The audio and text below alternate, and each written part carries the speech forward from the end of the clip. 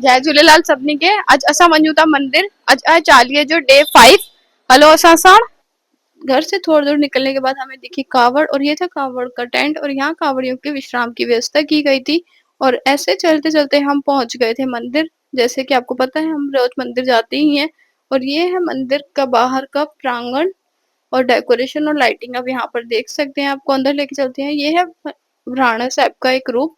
और यहाँ पर हम लोगों ने मत्था टेका था और उसके बाद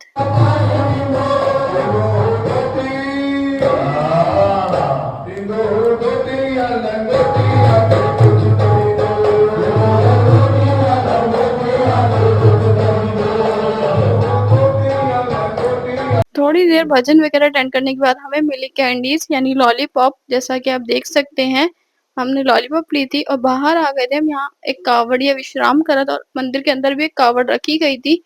और आज का सवाल अब आपसे पूछेंगे।